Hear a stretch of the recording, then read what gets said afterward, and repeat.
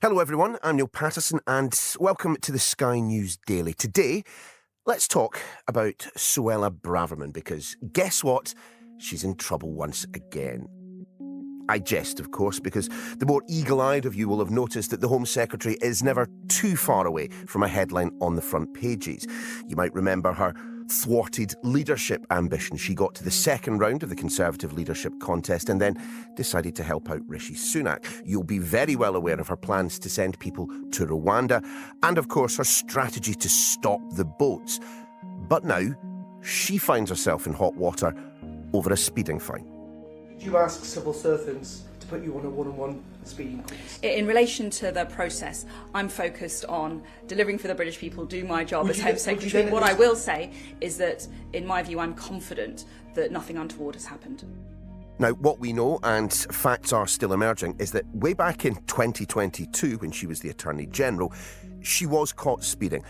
As often is the case, she was offered the chance to avoid 3 points on her licence by participating in one of those speed awareness courses. But the story has then developed a couple of complications. First, that she asked her civil servants to intervene in the matter. Second, that her advisor may well have misled reporters who were chasing the very story. Little surprise then that journalists are now in something of a high-speed pursuit of the truth. And guess what? We're taking you along for the ride. OK, but let us start with the facts as we understand them. Our political correspondent, Rob Powell, well, he has just hightailed it back from Downing Street. Rob, I mean, first things first, what exactly has Suella Braverman been accused of? I think there's a couple of key issues to this, Neil. I think the first is basically the sort of bad optics for politicians of asking for something that isn't generally available to the wider public. In this case, it's that Suella Braverman was caught speeding last summer. And like anyone, she was given the option of either taking the points on her licence or doing a speed awareness course. Initially, she chose to do the speed awareness course. Then when she became Home Secretary, she attempted to get civil servants and then a political advisor to see if they could arrange a private one-to-one speed awareness course instead of going to a group session. When that was knocked back and rebutted by the speed awareness people, she then decided just to take the points. So I think the first thing is that she is essentially asking for something that looks like she didn't want to be publicly identified as the Home Secretary who'd been speeding and caught out. The second thing, which I think is maybe the more substantive issue around the ministerial code, where she could get into more bother if there's to be an inquiry, is that she initially asked civil servants to help her with this. Now, civil servants are the politically impartial bits of government, and to ask them to sort of be getting involved in your personal affairs potentially contravenes part of the ministerial code around maintaining civil service impartiality. So I think those are the two things for Suella Braverman that she's having to battle with at the moment. Yeah, I mean, Dave Penman from the FDA union, that union that represents many, many civil servants, said this: they don't do their shopping, they don't look after their children, and they don't sort out their parking fines. I mean, there has to be a barrier, a delineation between the work that is expected of civil servants, be they political appointees like special advisors or career civil service, and the minister that they're working for. Yeah, well, what Suella Braverman's team say is this wasn't so much sort of using the civil service as sort of extended housekeeping. This was more her checking over what she should be doing, because she initially got this speed awareness course and this fine, this penalty, when she was Attorney General. Then she was appointed Home Secretary, which comes with a big step up in terms of the security protection and the security regime that you have to have along with that post. They maintained that this was about her checking what would happen now if she had to go to a speed awareness course, who she would have to take with her. The other thing to say is, on Sunday we spoke to one high-profile lawyer nicknamed Mr. Loophole, famed for getting people off road traffic penalties and incidents and things like that. And he said, look, there's nothing unusual about high-profile people doing one-to-ones, and actually often the speed awareness people quite like it because all of the other people sat in there being told off for speeding don't get distracted by the fact that the Home Secretary sat in the corner with three blokes with, guns shoved down their trousers. So on that, I mean, I'm not necessarily sure that either of these things are a sort of mortal, fatal blow to Suella Braverman. And I think even if she's found to have broken the ministerial code over involving civil servants, that's not necessarily at the most egregious end of breaches that you can go through on. I think the difficulty for her, though, is this is something else to add into the kind of crowded, fraught political landscape that she's trying to navigate at the moment. It is more noise and more fuss that Rishi Sunak's Home Secretary is causing, and it's whether he feels or whether she feels that they want to carry on in this position, in this situation where more things seem to be added on top of the various challenges she's having to deal with. In terms of her candour on this topic, we have the Daily Mirror suggesting that when her special advisor was directly asked, has she been caught speeding, the answer came back no. Bold-faced lie. So this is another part of this story which could eventually land her in a bit of trouble as well. As you say, this was 6 weeks or so ago. A Mirror reporter went to her team and asked them about whether she'd been on a speed awareness course. They said no. Now, interestingly, last night when the Mirror published this story, the special advisor in question I messaged and asked whether that story in the Mirror was true, whether they'd essentially lied to a newspaper about it. And I got a reply back saying it's not true, that I was asked about driver awareness courses and I denied that. That is true. And that is accurate because she didn't go on the speed awareness course, she took the penalty. But then on this question of whether she had had a speeding penalty, the explanation I got back from this official in question on that was that they couldn't recall and had no recollection of that part of the conversation. Now, of course, the Mirror then subsequently published the entire transcript of it, which made clear that this person was asked about this. When I went back to the advisor in question about that, they essentially said that it was a long conversation and they couldn't recall the details of it. But that does pose difficulties, firstly because it suggests that a member of her advisory team have been misleading journalists. Secondly, though, the more interesting question, which I haven't been able to get to the bottom of with the official in question, is whether at the time he was telling the truth, whether he knew at the time whether this speeding penalty had happened, and essentially whether the Home Secretary had held back that information. And I think if there is mileage and potential for that Home Secretary could get in even hotter water if it essentially emerges that she'd been misleading people about the existence of the speeding fine and speeding penalty in the first place. Curiouser and curiouser. But look, absent a screeching handbrake turn in tone from the Home Secretary, the key question is whether what happened amounts to a breach of what's known as the ministerial code, and if so, what punishment is then justified. Let's bring in Tim Durrant from the Institute for Government. Tim, a couple of definitions to start us off. Exactly what is the ministerial code and what is it supposed to achieve? So the ministerial code is a document that each Prime Minister issues when they first come into office, setting out what they expect of their ministers, what ministers are able to do, how they can use government resources, what they're expected to declare in terms of their personal interests, and basically how they behave in government. It doesn't have a legal status. Its kind of status and its power comes from the fact that the Prime Minister says, this is what I expect of my ministers, and I will make sure that you are held to account in this way of behaving. So on the face of it, with the level of knowledge that we all possess about what seems to have been going on with Suella Braverman and points and driving courses and the rest of it, does it appear to you that the code has been breached? I'm not going to give you a straight answer, I'm afraid. I think I thought you might not. I think what it depends on is exactly what she asked of her civil servants. So if she asked, this has happened, I've been caught speeding, are you able to help me work out a way to get a private speeding awareness course? That's one thing, right? They can say, no, Minister, we're not allowed to do that because that's a personal issue and we can't help you with that. And that's totally fine. She's able to ask for guidance and say, can you explain to me exactly the level of support that you as civil servants can provide for me? That's okay. If she says, I want you to find this and I want you to make this special arrangement for me, that is, I think, more problematic because that suggests that she either didn't understand or wasn't taking into account the fact that the civil service aren't supposed to provide that kind of support for ministers.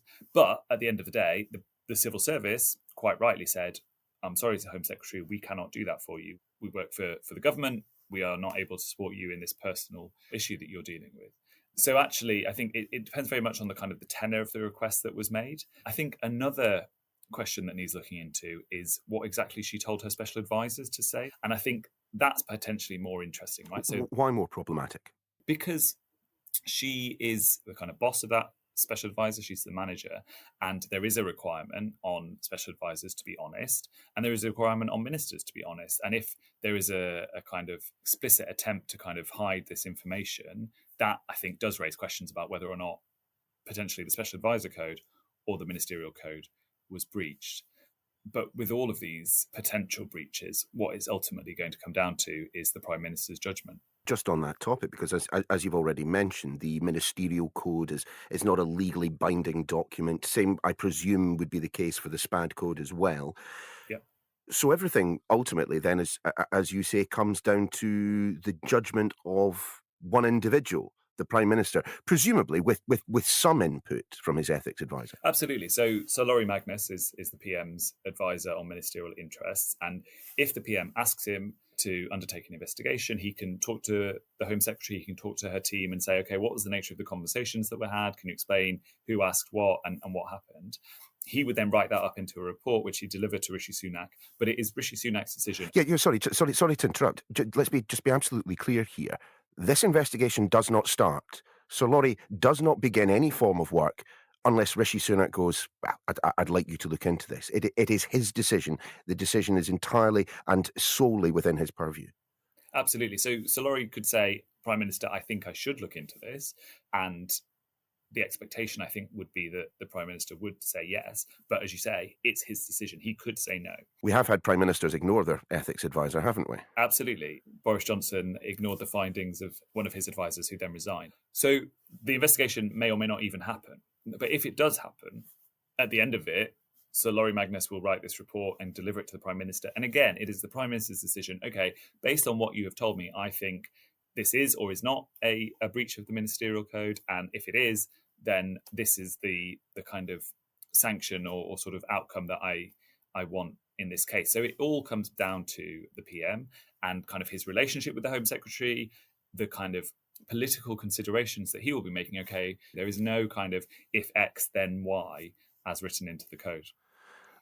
I suspect I'm about to ask another question to which you won't be desperate to provide an immediate and fulsome answer, but I'm going to try anyway. I mean, what is the point of having an independent ethics advisor if that independent ethics advisor cannot act independently, that they cannot start an investigation without the literal written sign-off of the Prime Minister? I mean, do we have a functional system of ethics within government? I mean, it's a question that we at the Institute have asked as well. You know, we've argued that Sir Laurie and that the person in that role should have the ability to start their own investigations without the permission of the Prime Minister, because, as you say, that's the only way that they are fully independent. So at the moment, Sir Laurie is clearly sort of independently minded, and the Prime Minister, when there have been allegations in the past about ministerial misbehaviour, the Prime Minister has always said, OK, I would like an investigation. So at the moment, I think you can argue that the system as it is constructed is working well. The problem with the current system and this kind of informality of it and the fact that it all relies on the Prime Minister is if there is a Prime Minister who is less fussed about integrity and ethical behaviour in government, either they can not request an investigation be started or they could not appoint a ministerial advisor in the first place. So Liz Truss, she was only Prime Minister for a few weeks, but she didn't appoint a ministerial advisor during her premiership. And so I think this speaks to the point that, you know, if a Prime Minister decides that this issue is not important to them or is willing to just kind of ride out the criticism, there's no way of kind of enforcing those ethical standards in government if the PM isn't involved. So I think, yeah, you know, down the line, a stronger role for the independent advisor where they are able to start their own investigations without requiring the PM's permission and indeed publish the findings of those investigations. Because as well, we won't find out what Sir Laurie has said to the Prime Minister until Downing Street decides that it can be made public.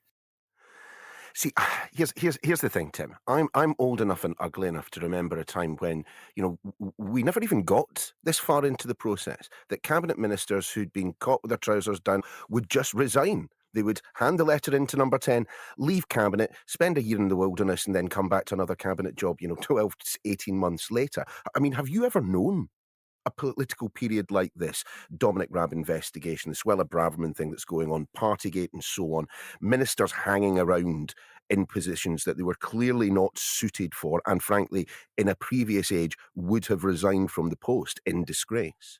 I think, as you say, there's been a sort of a snowball of these kind of stories over the last few years. I think the specific issue here with Suella Braverman's speeding ticket, I think actually if that were just happening in isolation, maybe this wouldn't be such a big, you know, discussion. But it's because of that context. It's because of Suella Braverman resigned from Liz Truss's government because she was found to have broken the ministerial code last year and then was reappointed by Rishi Sunak a week later.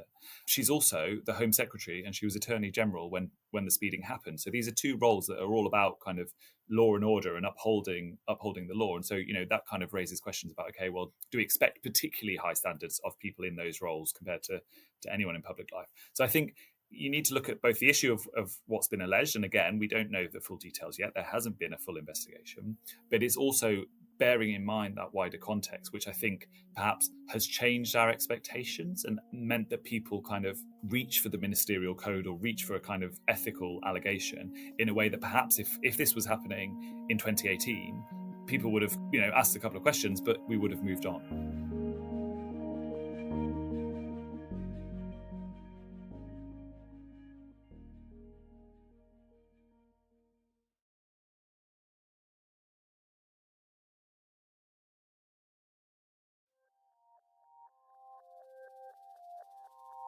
Now, I know this because I've done it myself. Whenever a cabinet minister ends up on the front pages, we journalists have a favourite game, standing in Downing Street outside number 10, shouting at them. Any regrets, Home Secretary? Are you subject to different laws than the rest of us, Home Secretary? Is it time to go? But I have to admit, I am far more interested in a more official response from the government. Let's bring Rob Powell, our political correspondent, back in. Rob, what have we been hearing from the government? Yeah, so where we are right now is that Rishi Sunak, the Prime Minister, spoke to his ethics advisor this morning, consulted with him. Sir Laurie Magnus, yeah. Yeah, so this is on Rishi Sunak, whether he wants to get Sir Laurie Magnus to investigate. At the moment, at 10 to 2 in the afternoon, we don't have that information. Number 10 aren't able to confirm that yet.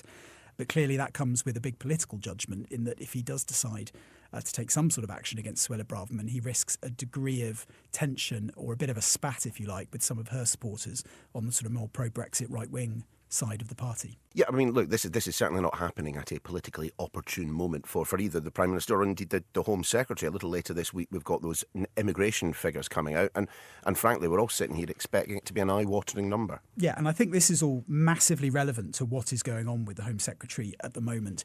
There's the migration statistics, as you say, which are expected later this week that will show levels, we think, going to another record high. Now, when you're a Home Secretary like Suella Braverman, who styles themselves as a bit of a hardliner on this is not something that you want to wear. The other part that's been going on below the waterline is something of a push and pull within government, within cabinet, on how to get those numbers down. So Suella Braverman has a degree of government-level tension going on. There is also a degree of party-level tension around her as well, which I think really started to grow from a speech she gave a week ago at the National Conservatism Conference, a right-wing conference not tied to government. And I was sat in that speech listening to it, and quite frankly, it sounded more like a speech that someone in a Tory leadership campaign would give rather than a sitting government minister. There was sort of a lot about her backstory and her family history, what she sees conservatism as. There were sort of calls for the UK to train more of their own fruit pickers and butchers. There wasn't a lot on government policy. It almost sounded like this was someone campaigning from the outside to influence immigration policy rather than the person that basically has their finger on the button and has the control over it in the first place. Now, as the week's gone on, I'm told that has rubbed various Tory MPs up the wrong way. So whilst it appeals to one section, others frankly felt she went too far. She overstepped where the government line was, and she did something that sounded too much like a leadership pitch. And I think when you take that sort of government-led tension and the party-led tension together, it breeds this sort of swamp whereby leaks and embarrassing stories like the speeding fine more easily pop out. But when Suella Braverman is addressing that right-wing national conservatism conference, the NatCs, as I saw some wags describing it on social media over the past few days, I mean, she is in essence speaking to her base within the party, isn't she? So I am just wondering, if someone is leaking this stuff, do they really want her on the backbenches? Because presumably that is where she is most dangerous. If she's in cabinet, then at least the Prime Minister has a leash on her. Yeah, I mean, there's various theories about how the story over the weekend made it into the public domain, none of which I know to be true. I don't know which one is correct, but I can share the various theories if you like. The one is that it was a sanctioned warning shot from government to try and basically put her back in her box after that speech last Monday. The difficulty clearly with that is you don't want to necessarily end up in a position where you're riling up the right of the party and causing the Prime Minister more damage. I think maybe the most likely explanation for it is it's someone that could think they're doing Number 10 a favour. So whilst it's not sanctioned by government, it's someone who is an ally of the Prime Minister who thinks they're doing a favour to Number 10 by essentially trying to kind of clip the wings of someone who has been causing problems. But as you say, it presents an opportunity, essentially, that if Suella Braverman feels like she doesn't want to wear the migration data, she doesn't want to wear being a Home Secretary essentially overseeing a very liberal immigration policy at the moment, something that could curtail future leadership hopes if she hopes to sort of get into Number 10 on the back of the right of the party. This gives her a way out, which is why if it is someone doing it to try and benefit Rishi Sunak, it actually could end up wounding him.